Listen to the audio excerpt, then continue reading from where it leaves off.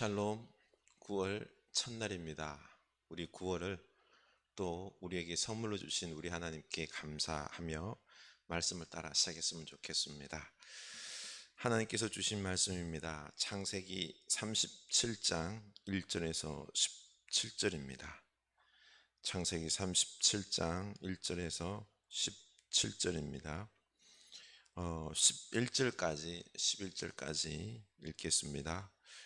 야곱이 가나안 땅 곧 그의 아버지가 거류하던 땅에 거주하였으니 야곱의 족보는 이러하니라. 요셉이 17세의 소년으로서 그의 형들과 함께 양을 칠 때에 그의 아버지 아내들 빌하와 실바의 아들들과 더불어 함께 있었더니 그가 그들의 잘못을 아버지에게 말하더라. 요셉은 노년에 얻은 아들이므로 이스라엘의 여러 아들들보다 그를 더 사랑하므로 그를 위하여 채색 옷을 지었더니 그의 형들이 아버지의 형들보다 그를 더 사랑함을 보고 그를 미워하여 그에게 편안하게 말할 수 없었더라. 요셉이 꿈을 꾸고 자기 형들에게 말하며 그들이 그를 더욱 미워하였더라. 요셉이 그들에게 이르되 청하건대 내가 꾼 꿈을 들으시오. 우리가 밭에서 곡식단을 묶더니 내 단은 일어서고 당신들의 단은 내 단을 둘러서서 절하더이다. 그의 형들이 그에게 이르되 내가 참으로 우리의 왕이 되겠느냐, 참으로 우리를 다스리게 되겠느냐 하고 그의 꿈과 그의 말로 말미암아 그를 더욱 미워하더니 요셉이 다시 꿈을 꾸고 그의 형들에게 말하여 이르되 내가 또 꿈을 꾼즉 해와 달과 11별이 내게 절하더이다 하니라. 그가 그의 꿈을 아버지와 형들에게 말하며 아버지가 그를 꾸짖고 그에게 이르되 내가 꾼 꿈이 무엇이냐, 나와 내 어머니와 내 형들이 참으로 가서 땅에 엎드려 내게 절하겠느냐. 그의 형들은 시기하되 그의 아버지는 그 말을 간직해 두었더라. 아멘. 오늘부터 창세기 말씀을 묵상하게 되는데요, 우리 창조주 하나님께서 우리 인생을 창조해 나가기를 축원합니다. 오늘 말씀에는 야곱과 요셉이 나오죠. 하나님은 이 세상을 복주시기를 원하셔서 그래서 그 축복의 통로로 아브라함 그리고 이삭, 야곱 그 다음에 요셉을 선택하십니다. 아브라함이 뭐라고 그러죠? 너는 복의 근원이 되라 라고 말씀하십니다. 이 복이 세상을 향하여서 흘러가는데 근원이 되는 이 아브라함을 통하여서 복이 세상으로 흘러가기를 원하시는 것이 하나님의 뜻이다라는 것입니다. 그 축복의 통로로 아브라함, 야곱, 이삭, 요셉이 이렇게 선택이 되는 것입니다. 그런데 이 축복의 통로, 축복의 계획들이 인간의 연약함, 어리석음, 죄악들로 말미암아 끊어질 위기를 당하지만은 하나님께서 그 축복을 기가 막히게 이어가는 것을 우리가 볼 수 있습니다. 1절을 보겠습니다. 야곱이 가나안 땅 곧 그의 아버지가 거류하던 땅에 거주하였으니, 그의 아버지가 거류하던 땅에 거주했다. 야곱이 돌고 돌아 하나님께서 약속하신 축복의 땅으로 돌아옵니다. 이 형 에서와 장자권 그 다툼으로 도망자가 됐지 않습니까? 그래서 삼촌 라반이 있는 이 하란, 다시 말해서 그 갈대아 우르 쪽으로 도망을 갑니다. 거기서 종처럼 일하다가 삼촌 라반에게 얼마나 속습니까? 그럼에도 불구하고 하나님께서 복을 부어 주십니다.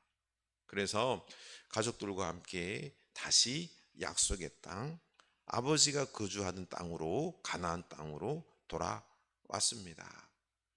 아버지 이삭, 야곱과 에서가 장자권을 가지고 속이고 싸우다가 돌고 돌아서 약속의 땅으로 돌아와 하나님의 약속을 이루어 간다는 거죠. 참 우여곡절이 많습니다.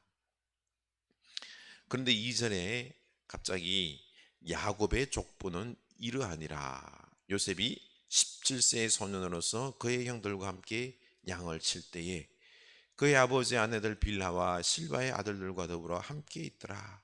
야곱의 족보를 이야기하면서 첫째로 요셉만 언급하고 나머지 자식들은 그냥 아들들로 묶어서 이야기합니다. 하나님께서 복을 주시는 계보가 아브라함, 이삭, 야곱 그리고 요셉으로 이어진다는 뜻이죠. 하나님의 원대한 뜻과 축복이 이렇게 요셉을 통해 흘러간다고 하는데 어떻게 이게 문제가 될까요? 불공평합니다. 왜 요셉입니까? 생각할 수도 있겠지만 사실 문제가 없습니다. 이 축복의 통로, 사명자로 부르심을 받은 사람들은 자기 개인적인 사사로운 이익이 아니라 나와 가족과 이웃들을 책임지는 그 무거운 사명, 십자가 책임을 져야 하는 거죠. 그들을 다 먹여 살려야 하고 구원해야 하고 하나님의 뜻대로 살게 해야 되고 이 축복들이 이 주변 이웃들과 부족들로 세상으로 흘러가게 해야 합니다. 이 축복을 개인적인 축복으로 나 자신만 이 축복 다 받아 써야지, 나 혼자 누려야지 하다가 고통받은 인물이 바로 야곱 아닙니까? 하나님은 요셉을 선택했습니다. 요셉이 잘나서가 아닙니다. 하나님께서 요셉을 통해서 쓰시겠다 하시면 우리는 그냥 하나님의 뜻과 축복을 이루어 가시도록 우리는 돕고 순종하고 그리고 그 축복을 누리며 살면 되는 것입니다. 요셉을 통해서 축복이 흐른다고 합시다. 그러면 가장 먼저 누가 복을 받지요? 가족들 아닙니까? 그런데 욕심 많고 시기심 많은 어리석은 죄악된 인간들은 이것을 곱게 못 보죠. 내가 먼저 받아야 돼, 내가 다 가져야 돼 라고 시기합니다. 순종하지 않습니다. 하나님은 요셉에게 꿈을 주십니다. 7절, 우리가 밭에서 곡식 단을 묶더니 내 단은 일어서고 당신들의 단은 내 단을 둘러서서 절하더이다. 이 꿈 이야기를 들은 형들은 내가 참으로 우리의 왕이 되겠느냐, 참으로 우리를 다스리겠느냐, 그를 더욱 미워하더니 라고 말씀하십니다. 또다시 꿈을 꾸었는데 해와 달과 11별이 내게 절하는 꿈을 꾸었습니다. 이때는 아버지도 형들도 꾸짖죠. 세상에 아버지께서 아버지까지 절한다는 것은 이 가부장적인 그 당시 사회에서는 용납될 수가 없는 일입니다. 함께 시기하며 꾸짖었지만 아버지 야곱은 그 말을 간직해 두었다라고 말씀하고 있습니다. 하나님께서 요셉을 높이 들어서 축복을 주시고 야곱 가족을 살리고 이끈다는 게 하나님의 계획입니다. 우리가 알다시피 이 애굽의 총리 대신이 요셉이 되지 않습니까? 그래서 그의 가족들을 살리고 애굽과 고대 근동 지역들을 다 생명들을 살리잖아요. 그리고 70명의 가족들이 이 애굽으로 내려와서 거기 430년 거하면서 한 가문이 한 민족으로 이 놀라운 역사가 기적이 일어납니다. 이 변화되는 이 축복의 계기가 요셉을 통해서 시작되는 거죠. 이게 하나님의 계획입니다. 그런데 이 하나님의 꿈과 비전을 받아들이지 않고 거부합니다. 바로 하나님의 뜻을 생각함이 아니라 원대한 복을 생각하는 게 아니라 내 개인의 복들, 그렇죠? 내 이익을 생각하다 보니 그런 거죠. 그 첫째 원인이 형들의 시기이고 이 시기의 원인 제공자가 바로 아버지 야곱입니다. 야곱의 부인은 4명입니다. 이 4명이 낳은 아들들이 11명인데 그 부인들이 사실 얼마나 서로 시기를 했습니까? 그러니 당연히 아들들도 시기하고 경쟁했습니다. 그런데 야곱은 라헬을 통하여서, 사랑하는 라헬을 통해서 늦게 얻은 요셉, 이 요셉을 유독 사랑하며 알록달록 물들인 채색 옷을 입혔다라고 했습니다. 다른 형제들은 다 그냥 옷을 입히지만은 이 요셉만은 아주 특별히 채색 옷을 입혔다라는 겁니다. 편애한 거죠. 아버지의 편애로 버릇없는 요셉은 형들이 말하는 것과 잘못하는 것들을 이 아버지에게 다 고자질해서 형들을 곤란한 지경에 빠뜨렸습니다. 그래서 미운털이 단단히 박혔는데 또 꿈까지 꿔서 형들과 심지어 아버지까지도 자기에게 절한다라고 하니 엄청 미움을 샀던 것입니다. 그래서 뒷장에 보면은 형들이 요셉을 죽이려고 하다가 상인들에게 팔아서 애굽으로 종으로 팔려가지 않습니까? 하나님의 꿈과 뜻과 이루려고 요셉을 중심으로 해서 힘을 합하는 이런 모양새가 아니라 하나같이 다 방해꾼입니다. 하나님의 역사가 이루어지는 것에 다 방해꾼 노릇을 합니다. 욕심과 편애로 가정의 분란을 일으키는 아버지 야곱, 철딱서니 없는 요셉, 그리고 차별을 받으며 시기심과 경쟁과 싸움에 능한 형제들, 아예 이들은 하나님의 꿈을 이루는 사명자인 요셉을 죽여 없애버리려고 하지 않습니까? 이건 뭐 다 방해꾼이에요. 우리 하나님의 뜻을 이루는 복음이 흘러가는데 우리는 어떻습니까? 협력자입니까? 방해꾼입니까? 우리의 연약함과 인간적인 시기, 질투, 욕심으로, 게으름으로 방해꾼이 되지 않습니까? 오늘날 한국교회는 하나님의 복음이 흘러가는데, 이 한반도에 복음이 흘러가야 되는데, 하나님 나라 이루어야 되는데 축복의 통로가 아니라 방해꾼이 되어버렸습니다. 한국 사회는 기독교인들을 제일 언짢게 생각하면서 신뢰하지 않습니다. 그러니 하나님 말씀을 들을 리가 있겠습니까? 회개해야 합니다. 나는 어떻습니까? 우리 가정과 이웃에게 복음이 흘러가는데 축복의 통로입니까? 방해꾼입니까?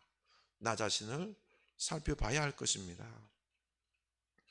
이렇게 난 인생들은 비전과 축복의 통로에 방해꾼 노릇을 하지만 그럼에도 하나님은 협력하여 합력하여 당신의 뜻을 반드시 이루어 가십니다. 도리어 인간들의 악행들을 뒤집어서 애굽의 총리 대신이 되게 하는 통로로 쓰지 않습니까? 그래서 하나님이십니다. 그래서 우리 하나님이십니다. 하나님에게는 불가능이라는 게 없습니다. 하나님은 아십니다. 한국교회가 이렇게 참으로 부끄러운 짓을 많이 했지만 하나님은 반드시 합력하여 선을 이루십니다. 야곱을 보면 요셉의 꿈 이야기를 듣고 기분이 나빴지만 그 말을 간직해 두었다라고 했습니다. 철없는 요셉이지만 형들에게 가서 양떼들을 잘 돌보고 있는지 보고 오라는 이 아버지의 말에 끝까지 순종하죠. 가다가 길을 잃습니다. 무르무르 가는데요, 100km 되는 먼 거리입니다. 뭐 우리 차로 가면 그게 멀지 않겠지만은요, 걸어서 산 넘고 하는 그 길은 먼 거리입니다. 끝까지 찾아갑니다. 그곳이 죽음의 길, 팔려가는 길일지라도 끝까지 포기하고 완수하는 끈기가 있었습니다. 여러분, 우리 하나님은 죽음을 부활로 바꾸신 분입니다. 하나님의 꿈을 야곱과 요셉과 형제들이 다 방해꾼 노릇을 해도 그것을 넘어서 반드시 이루십니다.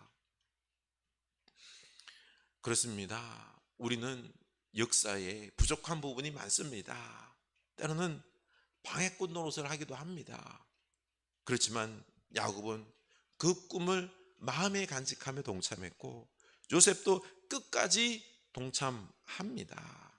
하나님은 온전히 순종하지 못한 우리를 쓰십니다. 자꾸 실수하지만 하나님의 비전을 품고 마음에 품고 동참할 수 있기를 원합니다. 끝까지 동참합시다. 이럴 때 우리가 하나님께 온전히 순종하고 하나님께 거룩하게 귀하게 쓰임받을 수 있습니다. 하나님께서 우리 같은 연약한 자들을 들고 쓰십니다. 이 세상을 구원하십니다. 강한 자들을 부끄럽게 하실 것입니다. 우리 이 하나님의 손에 들려서는 부족한 주의 백성들 될 수 있기를 원합니다. 하나님 우리를 반드시 귀하게 복의 통로로 쓰실 줄로 믿습니다. 기도합시다. 하나님 아버지, 인류 역사에 있어서 하나님은 우리 인생들에게 이 세상에 복을 내려주시기를 원하십니다.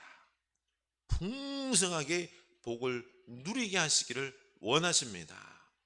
그러나 죄악된 우리 인간들은 하나님의 협력자가 아니라 순종하는 자가 아니라 도리어 방해꾼 노릇을 하고요, 도리어 하나님이를 무너뜨리는, 방해하는 참 어리석고 악한 짓들을 많이 합니다. 그럼에도 하나님은 우리를 쓰십니다. 하나님 우리를 깨닫게 하여 주시옵소서.